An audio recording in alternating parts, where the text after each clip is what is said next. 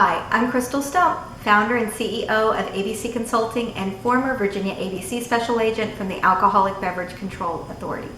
Thank you so much for watching this video. We are going to talk about the most important thing you should know before applying for your ABC license. Pour yourself a drink, you're going to need it.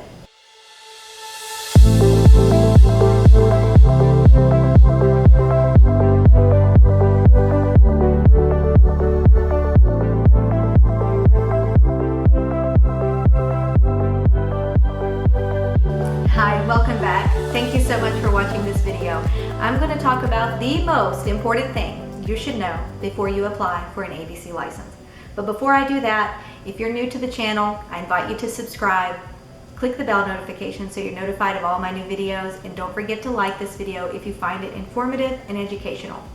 So you're probably maybe a future alcohol licensee, you might be a current alcohol licensee, and you're just wanting to know the most important thing you should have known before you applied, or if you're going to apply, you need to know this before you apply for an ABC license.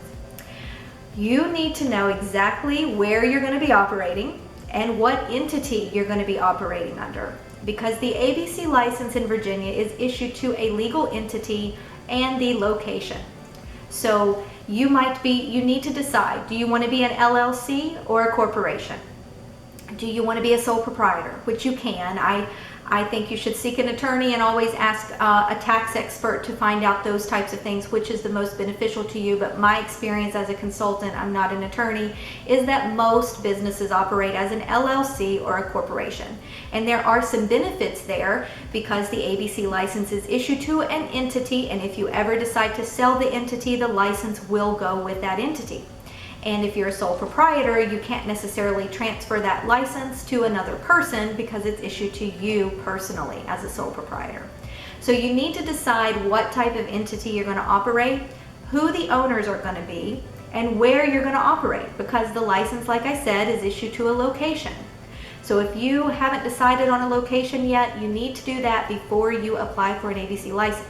Now, the most important thing is that you need to know is when you pick your name, your SCC registered name, your legal name, not your trade name. Please understand the difference in that. You need to know, if you're going to be in business, you need to know the difference between your legal entity name and your trade name, your doing business as name, your DBA name, okay? The trade name, doing business as name, that is the name on your sign, on your menu if you're a restaurant. It's the name on your Facebook page if you have social media. It's the name that everybody knows you as. Right? Almost like a nickname, okay? That's the name that everybody knows you as.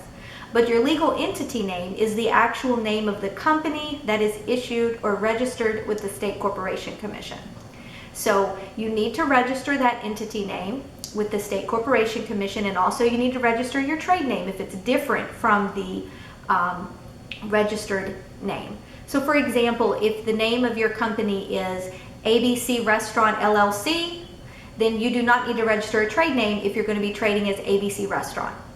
But if you are ABC Restaurant LLC and you're going to trade as ABC Lounge, then you need to make sure you register that trade name as the ABC Lounge. But all of your registrations are going to be in that legal entity name. So you don't want to pick a legal entity name that's complicated.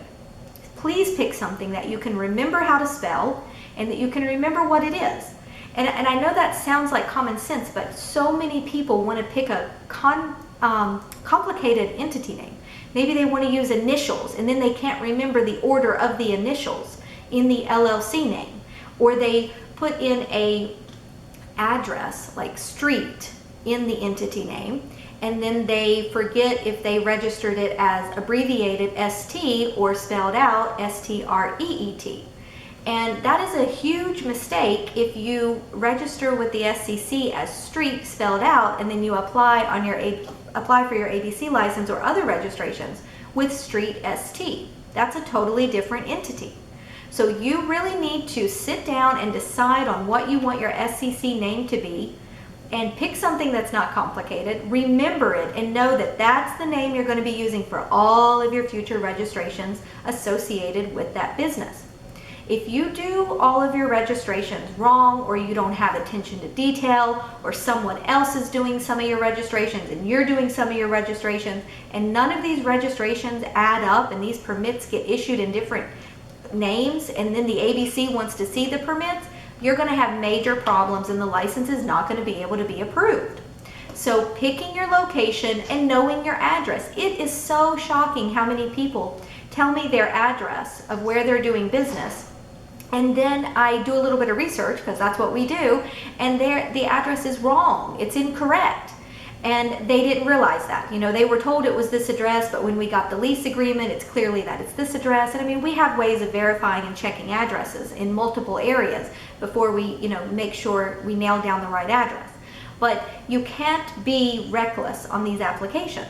You can't guess. You want to have great attention to detail in order to be successful as any business person, but also to be successful in getting that alcohol license issued in a timely manner. So knowing your entity name, knowing your trade name, knowing the exact address of your location, and then understanding all of those and the differences of trade name versus entity name, and what do I put on there. And the truth is, folks, these applications are not always very clear, because applications from various agencies will say owner name, and people want to put their personal human name where it says owner name, when really the agency is asking for the entity name as the owner. Because you personally don't own the business. Your entity owns the business or operates the business. You're just a member of the entity or an officer of the entity. So, you know, that's something that you need to understand. And that license is issued to the entity and the location. So down the road, if you decide to sell, you have the choice of selling your entity, and someone could come in and there doesn't have to be a new application filed or a new license issued. You have to weigh the pros and cons of if that's a good idea or not, and a buyer has to decide if that's a good idea or not. But the point is, if you have it in an entity name, that is an option down the road. So if you are trying to figure out, you know, what is the most important thing I need to know before I apply, is those things that I just mentioned, and also making sure that you qualify for the license that you're applying for. So if you're going to apply for a restaurant license, you need to make sure that you qualify for a restaurant license.